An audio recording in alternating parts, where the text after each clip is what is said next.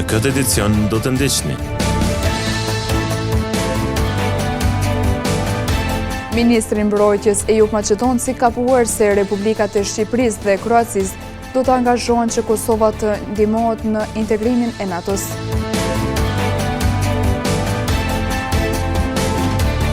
Disa tituj librash u pan të jenë të gjuetura sot në kontinjerin e mbeturinave, por ato u larguan pas pak kohësh.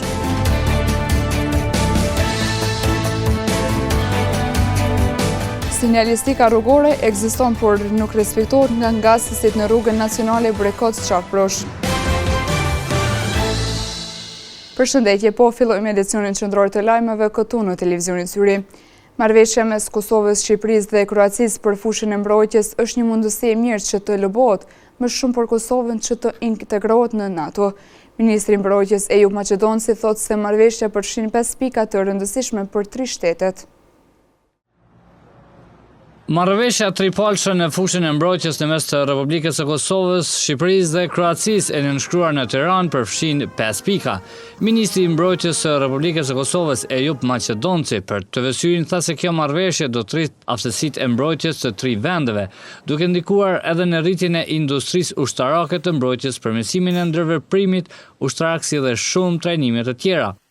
E para do të jetë promovimi i kapaciteteve mbrojtëse të vendeve tona dhe bashkëpunimi në industrinë ushtarake, që nënkupton që të 3 vendet do të investojnë bashkërisht në ndërtimin e kapaciteteve ushtarake, pra industrisë ushtarake, duke bashkë investuar apo koordinuar në aspektin e prokurimit të pajisjeve dhe sistemeve të ushtrisë.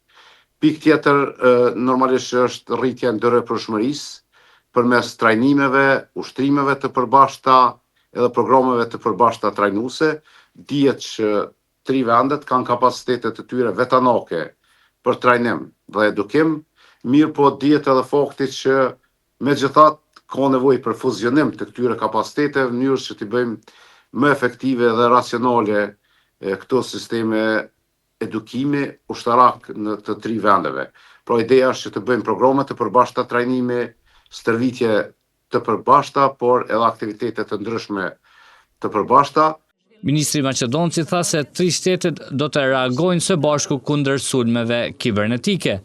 Tjetër pikë e diskutuar edhe që është në kuadër të këtij dokumenti është edhe përpjekja e përbashkët për mbrojtje nga sulmet kibernetike, dezinformatat, nga qasja keqdashëse e akterëve të ndryshëm që synojnë destabilizimin e vendit tonë, por edhe përballime i përbashkët i kërcënimeve edhe rreziqeve të ndryshme që kanosin sigurinë e qytetarëve të vendeve tona, por edhe të territoreve të vendet tona.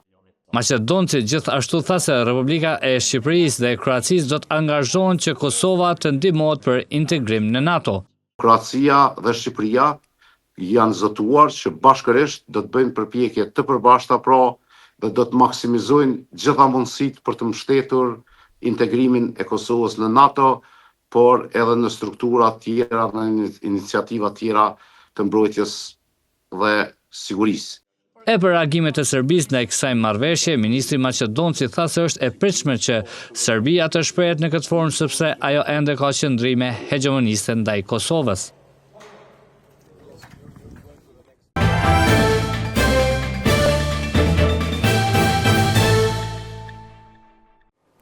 Shtyllat elektrike në rrugën Aqif Blyta rrezikojnë të bien.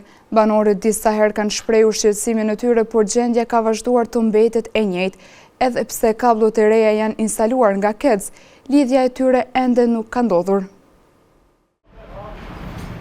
Ka disa vite që shtyllat elektrike në rrugën Aqif Blyta janë në këtë gjendje. Banorët, edhe pse janë ankuar dhe është raportuar për këtë problematik, gjendja nuk ka ndryshuar. E frika është se shtyllat mund të rrëzohen dhe të rrezikohet jeta e banorëve. Sigurisht që rrezikohem, me në radhë bandera, që është gjendje është 2 banderat. Këto rrezik është edhe për fëmijë ku dolin me lujt. Unë jam banor i kësaj logjës. Për këtë problematik, një vit më parë KEC i kishte raportuar mediumit tonë se do të instalojnë kablo nëntoksuar dhe do të largohen shtylla. Naim Hoxha, banor i kësaj lagje, thotë se KEC nuk e ka lëshu rrymen edhe pse kablot janë të instaluara. Kablat para 3 javë i kanë shtit shtu, ato kablat në halacionar të montim. Pa vjen ekip tjetër, edhe të shka gjullo. Se i pa ta vetë mëram ata njerës që i shtin kablat në tokë. Ndërsa sot me një përgjigje KEC na thonë se do të dalin në terren. Ndërkaq zyrtarët e KEC-it në Prishtinë kanë thënë se ata do të dalin në terren dhe ta shohin gjendjen dhe do të marrin masa për këtë problem në rrugën Aqil Blyta këtu në Gjakov. Qytetarët që takuam sot në këtë pjesë na thanë se mbesin me shpresë se ky problem të sanohet sa më shpejt. Disa tituj librash nga Biblioteka Gjimnazit Hajdardushi në Gjakov sot u pan të jenë të hedhura në kontinjer. Zëvendës drejtori Gani Binaku tha se kjo ka ndodhur nga ana e punëtorëve teknik, pa konsultuar me menaxhmentin dhe menjëherë librat janë tërhekur nga vendi ku ishin gjuajtur. Gjatë ditës së sotme u raportua të jenë parë disa tituj librash të Bibliotekës së Gjimnazit Hajdardushi të hedhur në kontinjerin e mbeturinave. Zëvendës drejtori i shkollës Gani Binaku ka sqaruar se tituj që janë hedhur në kontinjer nga stafi teknik tashmë janë hequr nga aty. Ka filluar një rregullim i bibliotekës, sepse është vendosur inventar i ri dhe kemi shumë tituj të librash të papërdorur që nuk përdoren më nga nxënësit. Pastaj punëtorët teknikë shërbësi kanë bërë librat, me një fjalë ta themi pak se kemi vrejt një ashtu.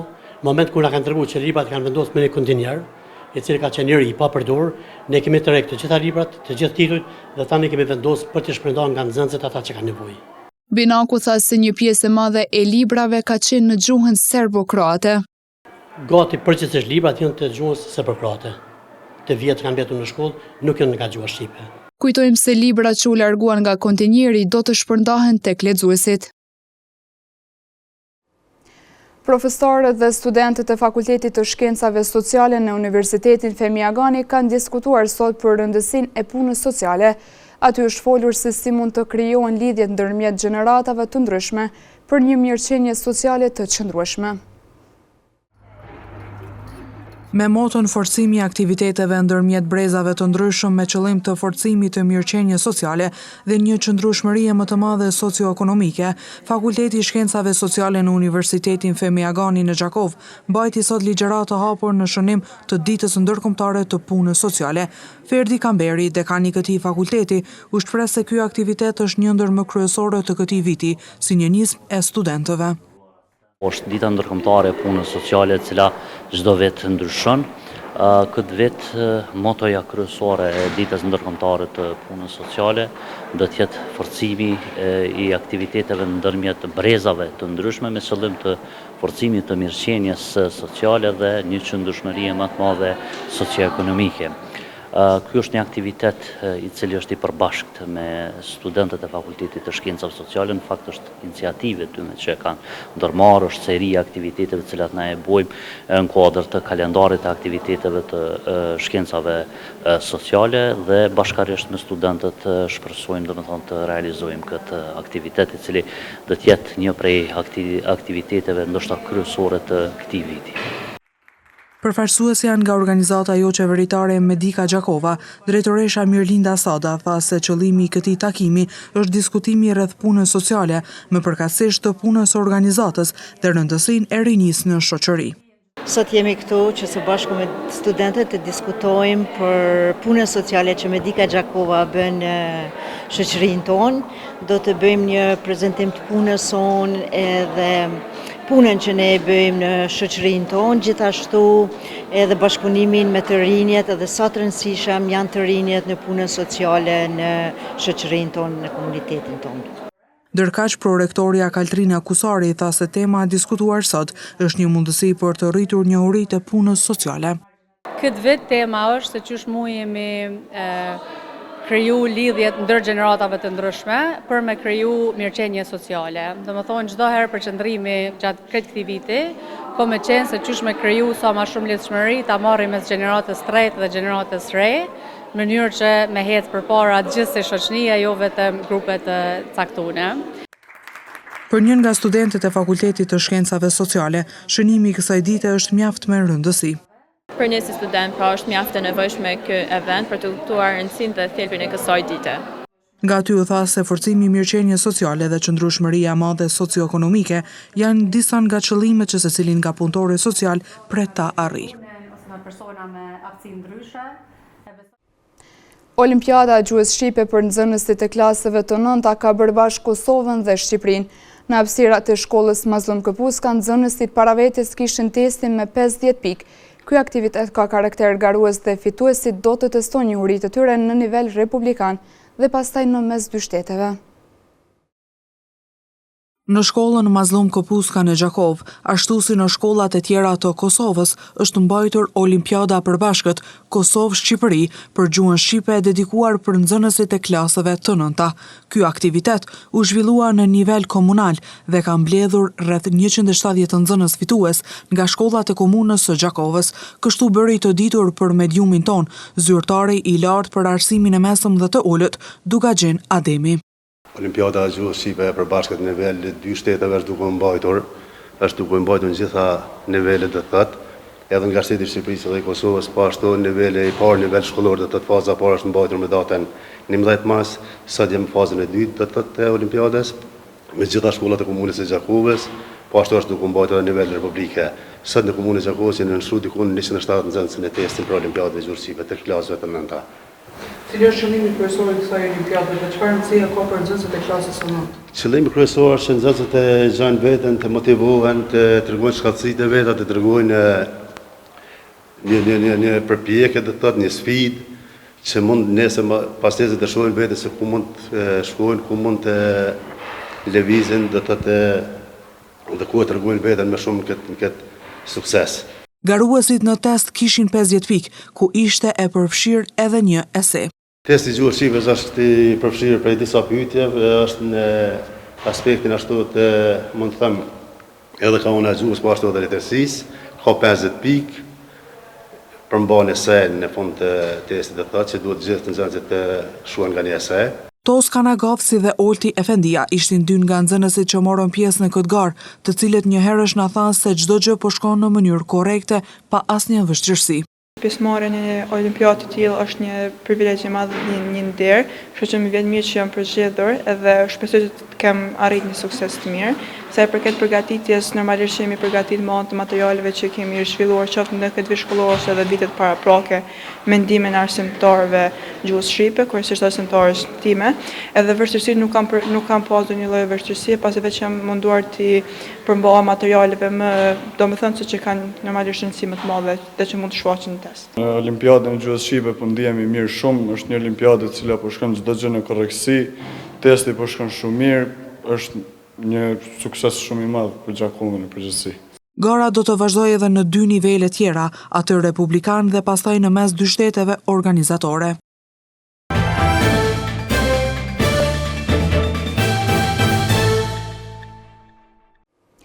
Edhe pse sinjalistika rrugore në drejtim të rrugës nacionale Brekot Qafprush paralajmëron shpejtësinë e lejuar, nga asistët e pakujdesshëm shumë shpesh shkaktojnë aksidente rrugore në këtë zonë. Për këtë shqetësim, banorët kërkojnë që të shtohen kontrollat e zyrtarëve policor me qëllim të ndëshkimit të atyre që shkelin rregullat.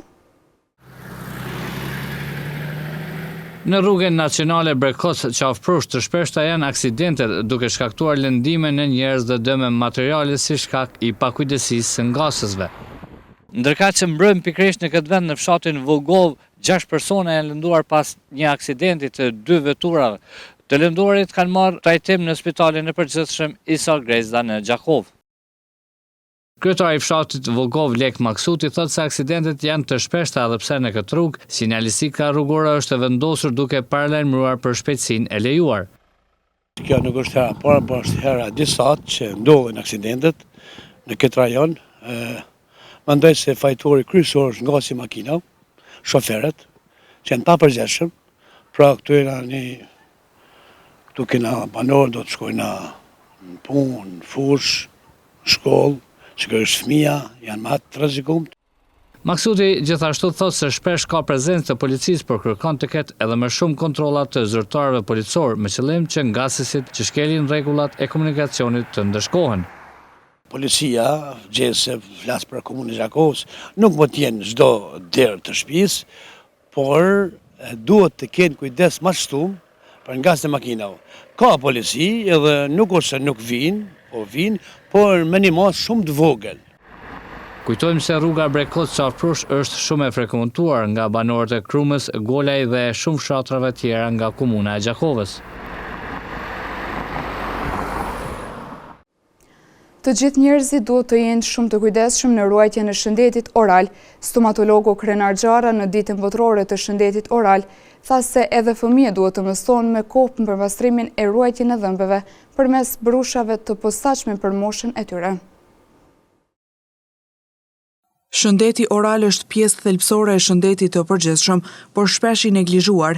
Higjiena mirë orale nuk ndikon vetëm në mbajtjen e dhëmbëve dhe mishrave të shëndetshëm, por parandalon edhe probleme të ndryshme shëndetësore, kështu bëri të ditur stomatologu Krenar Xhara në ditën botërore të shëndetit oral. Gabimet kryesore mendoj janë qysh nga promovimi i mirëmbajtjes së shëndetit oral, i cili duhet të organizohet me kontrolla periodike, qoftë mjeku familjar ose të dentisti, nga institucionet shkollore, institucionet private publike. Gjithashtu këshillat duhen të jetë të qarta, të cilat kanë efekt të mirë në shëndetin oral. Shëndeti oral shumë herë ka të bëjë me shëndetin e përgjithshëm, qoftë ai direkt ose indirekt, tha mes tjerash stomatologu Xhara. Shëndeti oral ka të bëjë direkt ose kërë indirekt në shëndetin e përgjithshëm, duke përfshirë disa mënyra. Në shërbicin e rasteve ndodh vetëm kur lihet te neglizhenca shumë e madhe. Përndryshe, evitimi bëhet me kontrollat të cilat mundsohen që janë periodike. E teksa jemi te shëndeti oral, doktori Xhara theksoi se te fëmijët është e rëndësishme të përdoren brushat adekuate dhe jo vetëm.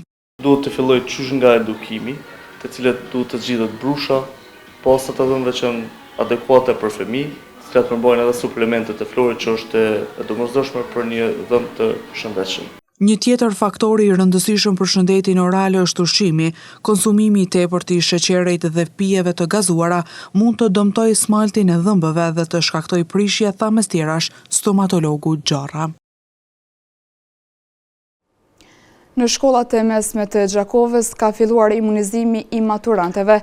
Kryeinfermierja Makfireti Berisha thotë se ky proces është shumë i rëndësishëm të zhvillohet në ambiente shkollore, pasi që shumë shpesh kjo grup moshë heziton të shkojnë në qendrën e vaksinimit. Infermierët të qendrës së vaksinimit në Gjakovë kanë nisur imunizimin e maturantëve në shkollat e mesme të larta në Gjakovë. Pas ditën e sotme, ekipi ynë ka qëndruar në shkollën Hysni Zajmi, bashkë me infermierët që kryenin procesin e vaksinimit. Kryeinfermierja Makfireti Berisha tha se kjo vaksin është shumë e rëndësishme për moshën e maturantëve. Ne kemi fillu me vaksinimin e nxënësave, me kalendarin e rregullt të vaksinimit. Për momentin jemi në shkollën e mesme të mjekësisë, jemi të vaksinu maturantat, klasë 12, që marrin vaksinën përfundimtare të kalendarit. Është vaksina kundër difterisë dhe tetanusit. Pas shkollave të mesme, na do të vazhdojmë edhe në të gjitha shkollat e mesme të ulta, po ashtu me vaksinim të rregullt, me vaksinën kundër poliomielitit, difterisë tetanusit, si dhe vaksinën kundër humona papillomavirus. Ndërsa nxënësja Salma Meqa tha se vaksinimi është për të mirën tonë. Ky vaksinim është për të mirën tonë, po ashtu falenderojmë stafin që na ka bërë këtë vaksinim, edhe falenderojmë që janë ardhur këtu, për shkak se edhe shumica nuk ishin shku edhe për të frikës që e kanë. Kështu që faleminderit. Procesi i imunizimit të nxënësve në shkollat bëhet sepse shumë shpesh nxënësit hezitojnë të shkojnë në qendrat e vaksinimit. Një studim i zhvilluar në 147 shtete të botës e listojnë Kosovën në vendin e 29 sa i përket lumturisë. Raporti botëror i lumturisë i vlerëson kosovarët më të lumturit në rajon. Në ditën botërore të lumturisë, disa nga qytetarët e intervistuar kanë dhënë opinionet e tyre se çfarë i bën të lumtur ata. Edhe këtë vit kosovarët rezultojnë më të lumturit në rajon. Sipas raportit botëror të lumturisë, Kosova mban vendin e 29 në listën e 147 shteteve më të lumtura. Në ditën ndërkombëtare të lumturisë kemi pyetur qytetarët se çfarë i bën të lumtur ata. Çfarë më bën mua të lumtur është natyra, jo vetëm unë ashta, po edhe njerëz tjerë, edhe fëmijët. Edhe mesazhi jam është që me marr kohë, me marr fëmijët me dalë sa më shumë në natyrë. Mi shiu rrezet e diellit, edhe mi shiu nashta edhe një kafe. Domethënë lumturia është në sende të vogla, me gjetë domethënë mesazhe të vogla për me e shiu çdo gjë. Një tjetër çuditëtar thotë se lumturia është në të gjitha sferat. Të lumtur mas pari na bën shëndeti, që gëzojmë, elhamdulillah te qëtash, mirë, atëherë lumturia gjithandej. Nuk është lumturi vish, po në të na ondë. Kështu që shëndeti numër 1 mas pari, atëherë edhe rrethi e qështu gjitha më radhë. Edhe koha, shqyqër koha për merë mirë tash për cilën, kështu që mirë është dita ndërkombëtare e lumturisë, inshallah gjithë janë të lumtur. Edhe na, edhe ju, edhe gjithandej kush është. Duke treguar për ata që e bën të lumtur, një çuditare përcolli mesazhe të bashkëmoshatare të saj dhe të gjithë njerëzit që të dhurojnë lumturi. Sot si e përmenda dhe është dita ndërkombëtare e lumturisë, mu më bën të lumtur familja ime, rrethi im i shoqërisë, gjithçka që më rrethon mu, si moshatare edhe një mesazh që ndoshta e kisha përcjell të gjithë moshatarët e mi, po ndoshta edhe në përgjithësi të njerëzit, kish me qenë që dhurojnë lumturi çdo ditë. Me 12 korrik të vitit 2012, Asambleja e Përgjithshme e Kombeve të Bashkuara shpalli 20 marsin si ditën ndërkombëtare të lumturisë, duke njohur lumturinë si aspekt shumë të rëndësishëm dhe të përbashkët për të gjithë njerëzit. Në vazhdim të ndjekim parashikimin e motit për ditët në vijim. Dita e sotme është karakterizuar nga moti me diell, me temperatura që kanë lëvizur nga -1 deri në 16 gradë Celsius. Për nesër, temperatura do lëvizi nga 2 gradë deri në 18 gradë Celsius, karakterizuar nga moti me diell. E shtuna do të karakterizohet nga moti vranat e me diell, me temperatura që do variojnë nga 6 deri në 18 gradë Celsius. Ditën e diel pritet të mbizotrojë moti vranat, me temperatura që do lëvizi nga 9 deri në 19 gradë Celsius. Moti vranat pritet të mbizotrojë edhe të hënën, me temperatura që do variojnë nga 10 deri në 20 gradë Celsius. Moti vranat e merreshi shiu prashi gjatë së martës, shoqëruar me temperaturë minimale 8 gradë, ndërsa maksimalja pritet të jetë 18 gradë Celsius. 7 deri në 17 gradë Celsius pritet të jenë temperatura gjatë së mërkurës, karakterizuar nga moti vranat e merreshi shiu.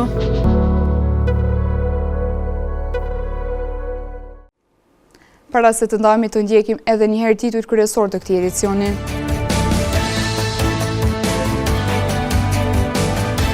Ministri i Mbrojtjes e Jug Maqedonci ka punuar se Republikat e Shqipërisë dhe Kroacisë do të angazhohen që Kosova të ndihmohet në integrimin e NATO-s.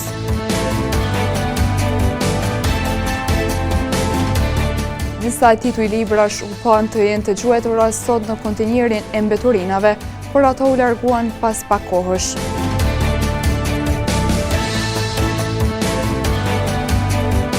Sinjalistika rrugore ekziston, por nuk respektohet nga ngasësit në rrugën nacionale Brekot-Qafrosh. Këtu merr fund ky edicion qendror i lajmeve. Ju mund të vazhdoni të na ndjeqni në televizionin Syri si dhe në rrjetet tona sociale. Mirupafshim.